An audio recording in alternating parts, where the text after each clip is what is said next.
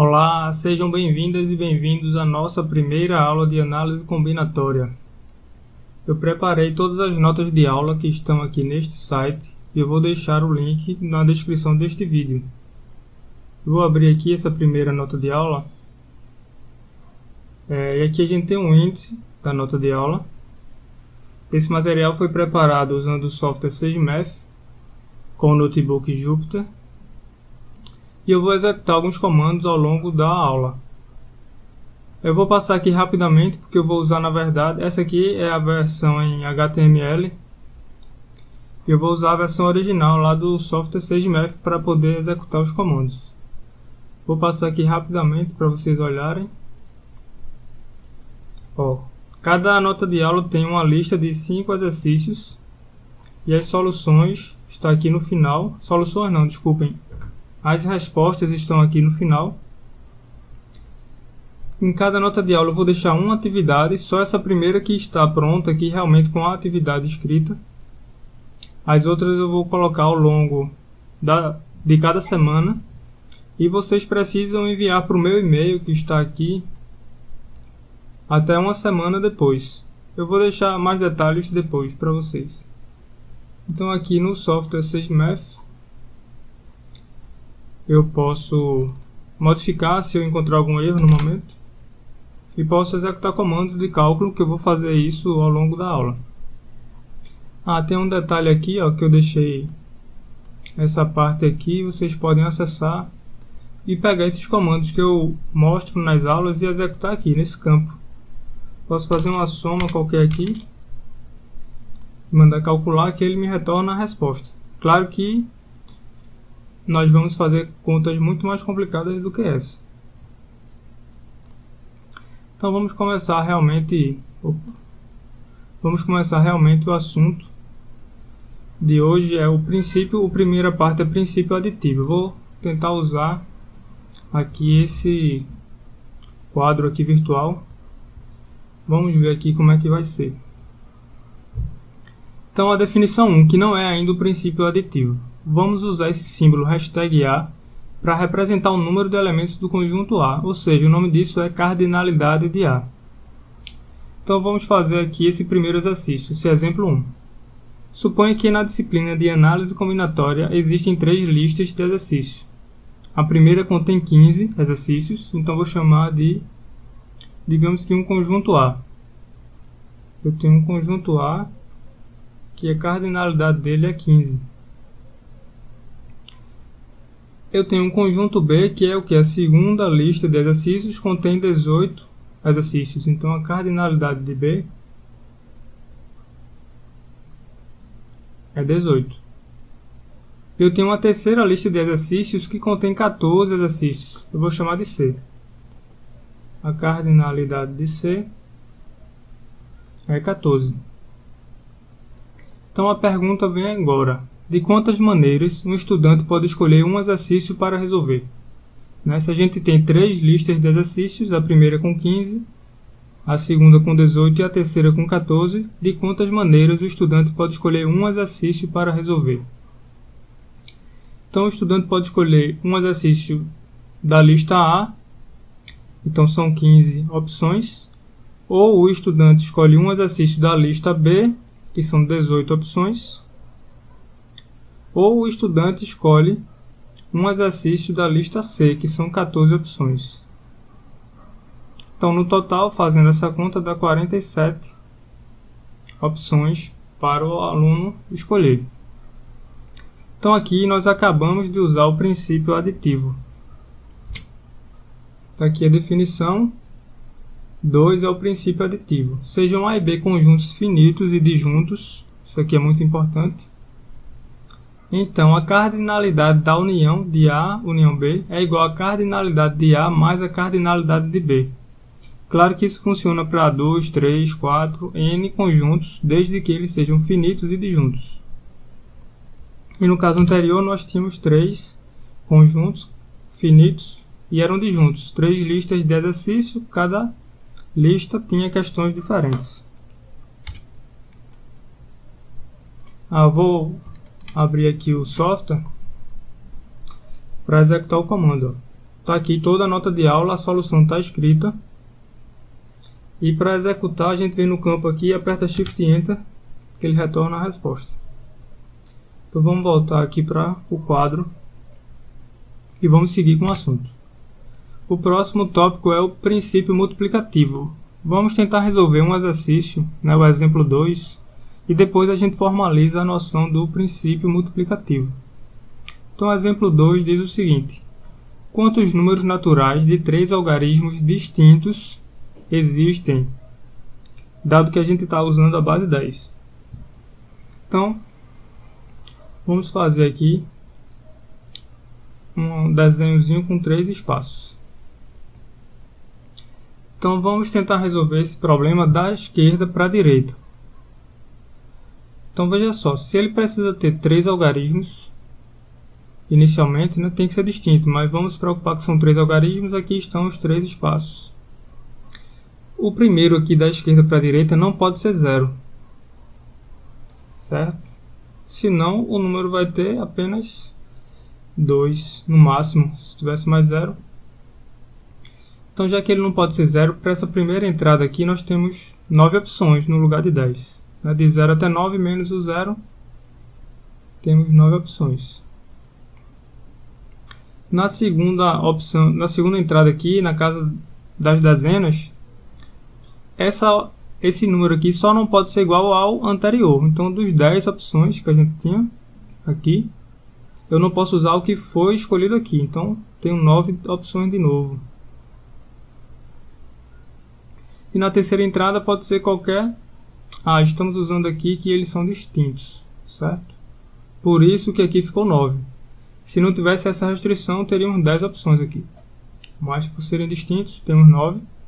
E na terceira entrada aqui, que é o da unidade,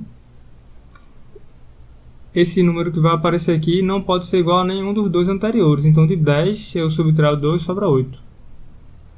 Então, a resposta é a multiplicação desses 3 números. Vamos abrir aqui o software. Está aqui o princípio multiplicativo, o exemplo, a solução. E ao executar o comando, obtemos 648. Então aqui a resposta é 648. Então agora que já resolvemos o primeiro problema que usa o princípio multiplicativo, vamos formalizar ele. Agora vamos formalizar a noção do princípio multiplicativo. Suponha que um procedimento pode ser quebrado em 2 tarefas. Se existem n1 maneiras de fazer a primeira tarefa e n2 maneiras de fazer a segunda tarefa depois que a primeira estiver feita, então existem n1 vezes n2 maneiras de fazer o procedimento. Então note que no exemplo anterior a gente usou esse princípio e eram 3, quebramos em 3 tarefas. Esses princípios normalmente são anunciados com 2 partes, 2 tarefas, mas eles valem para n, desde que seja finito, para n tarefas. Então aqui a gente quebrou em 3 tarefas. Então a primeira tarefa foi escolher a entrada aqui da centena. Uma vez escolhida a entrada da centena, temos a segunda tarefa, que é escolher a entrada da dezena. Uma vez feito essa escolha, temos uma terceira tarefa, que é escolher a entrada das unidades. Então vamos seguir aqui com mais exemplos. Os conceitos eram apenas esses 2 para hoje, que é o princípio aditivo e o multiplicativo. A questão agora é resolver mais problemas para exercitar, que às vezes eles são complicados. Então temos aqui um exemplo com placa de automóveis. As placas dos automóveis eram formadas por 3 letras, incluindo o K, o Y e o W, seguidas por 4 algarismos. E a pergunta é: quantas placas podiam ser formadas? Então veja, a gente tem 3 entradas aqui que são para letras. E depois são 4 entradas para números. Note que não tem restrição alguma de repetição, aqui pode repetir tudo à vontade. Então esse começo aqui, a letra, temos 26 opções para a primeira entrada aqui, de A até Z. Uma vez feita essa escolha, temos novamente 26 opções. Uma vez feita essa escolha, de novo 26 opções. Agora aqui são números de 0 a 9. Então, feitas essas três escolhas, temos 10 opções aqui para escolher um número entre 0 e 9. Aqui mais 10 e aqui mais 10 opções. Então a resposta é o que? 26 ao cubo vezes 10 à quarta. Eu não vou fazer essa conta na mão, vou usar o programa aqui com vocês.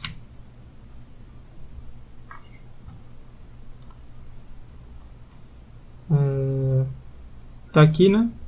O exemplo 3, a solução está aqui. E executando no Shift e Enter temos essa resposta aqui. É um número grande, não vou nem falar isso aqui. Então vamos para o próximo exemplo.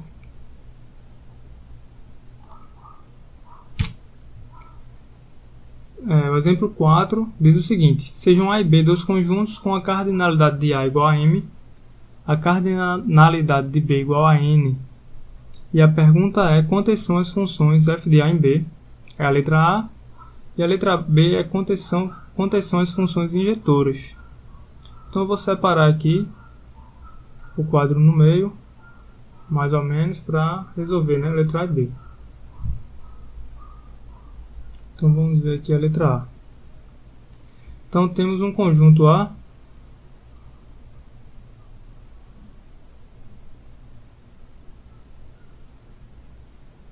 com M elementos. Temos aqui um conjunto B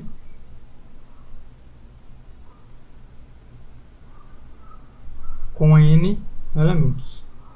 Então veja só, a pergunta é quantas são as funções? Não tem restrição nenhuma, se é injetora, objetora. Então o primeiro elemento de A pode ter qualquer imagem. A imagem do primeiro pode ser o primeiro de B, pode ser o segundo, pode ser o terceiro, pode ser o enésimo elemento de B. Então, para o primeiro elemento de A, temos N opções para a imagem, né, para o valor f do primeiro elemento. Vou escrever aqui o f de 1. Pode ser qualquer imagem. O f de 2 também pode ser qualquer imagem aqui, então a gente multiplica por N. O f de 3 pode ser qualquer imagem, então vezes N. Isso vai até o mésimo termo aqui. Termo não, mésimo elemento. Pode ter qualquer uma dessas N imagens. Então isso aqui, ó, são M termos. E a resposta é N elevado a N. Então vamos agora resolver o item B, que é uma pergunta parecida, mas tem a restrição das funções serem injetoras. Então observe o seguinte: primeiramente, temos que ter mais, temos isso aqui, né? O N tem que ser maior ou igual ao M. Porque temos que ter mais opções de imagem do que de domínio. Se aqui fosse mais, se esse conjunto aqui, né, M, fosse maior do que N, ia chegar um momento que não teríamos opções de imagem. A função deixaria de ser injetora. Então, impondo essa restrição, vamos fazer o mesmo esquema aqui. Conjunto A vai de 1 até M. O conjunto B vai de 1 até N.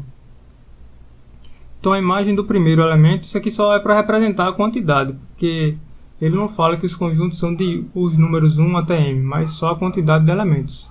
Então eu fiz isso para ilustrar o primeiro, o segundo, o terceiro elemento. Então a imagem do primeiro elemento pode ser qualquer uma dessas N opções. Uma vez escolhida a imagem do primeiro, digamos que foi o 2, a imagem do segundo elemento pode ser qualquer uma dessas menos a imagem do primeiro elemento. Então aqui sobra n-1 opções. Uma vez feita essa escolha, para o terceiro elemento, vamos ter n menos 2 opções. E assim vai até quanto? N menos m mais 1. Para poder usar todo o domínio, todos os m elementos.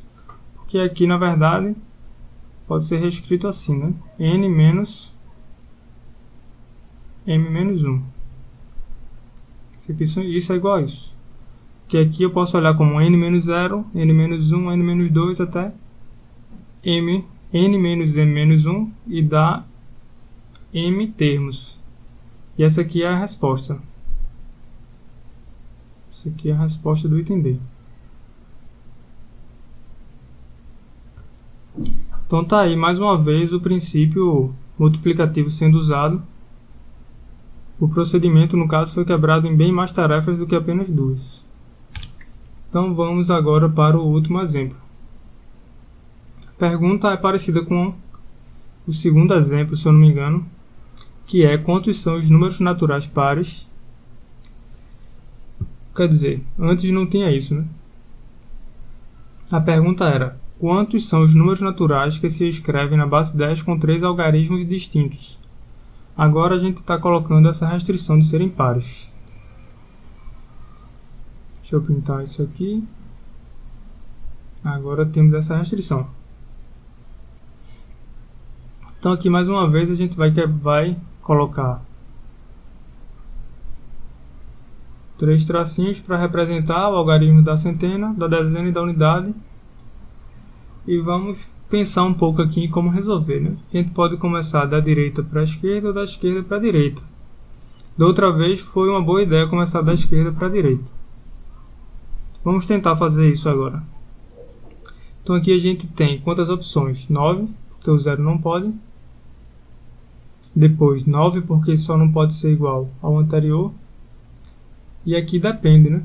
Porque quantos números pares já foram usados? Porque se já foi usado 2 números pares, aqui das 5 opções só vai sobrar 3. A gente não tem esse controle. Essa ideia aqui não é muito interessante. É possível fazer, mas vai ser muito trabalhoso. Vai ter que quebrar em muitos casos.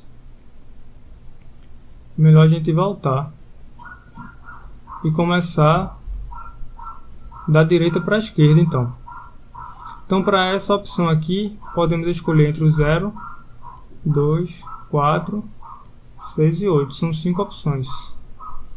Mas aí, se a gente não restringir nada, vamos ter mais um problema aqui, porque a gente tem que separar se o 0 foi usado ou não. A gente pode quebrar em 2 casos. Botar um primeiro caso aqui, onde o número 0 vai ser usado. E o segundo caso, onde o número 0 não vai ser usado. Aqui eu vou usar o 0, então vou ter uma opção de escolher o 0. E o número já vai ser par. A gente só precisa se preocupar agora com a restrição deles serem distintos. Então, um número foi usado aqui. Aqui eu tenho agora 9 opções. E aqui eu tenho 8 opções.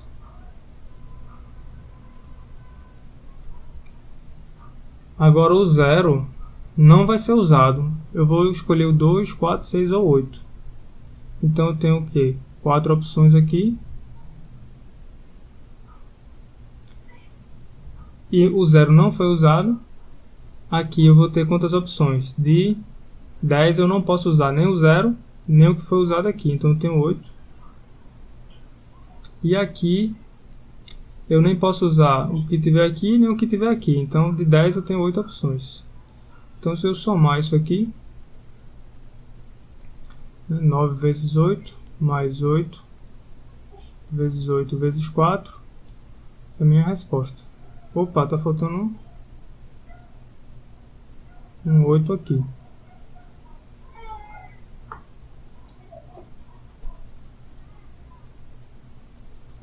Essa é uma solução.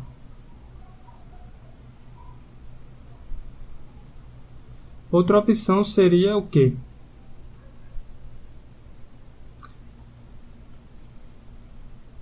Bem, pessoal, outra opção seria, para resolver esse problema, fazer o seguinte. Resolver ignorando essa questão de serem pares, que é o caso do exemplo que a gente já resolveu, que ficou 9 vezes 9 vezes 8, e subtrair dos casos em que o número é ímpar. Porque se eu pegar todos os casos e subtrair os casos que são ímpares, vai sobrar os pares. Então aqui para a última entrada aqui eu tenho 5 opções, pode ser o 1, pode ser o 3, pode ser o 5, pode ser o 7, pode ser o 9. Então eu tenho 5 opções. Aqui nem pode ser o 0, nem o que foi escolhido aqui, então temos 8. E aqui não pode ser nenhum desses dois aqui, né? Então temos 8 opções. Então quando eu fizer essa conta aqui, eu vou chegar na mesma resposta disso aqui. Então vamos executar essa conta aqui no software Sage. Está aqui, ó, 5 vezes 8 vezes 8, né? Subtraindo de 648. Então o resultado é 328. E a outra conta que a gente estava fazendo é o que? 9 vezes 8 mais 8 vezes 8 vezes 4. Então 9 vezes 8 mais 8 vezes 8 vezes 4. E temos aqui a mesma resposta. Então chegamos ao final da nossa primeira aula.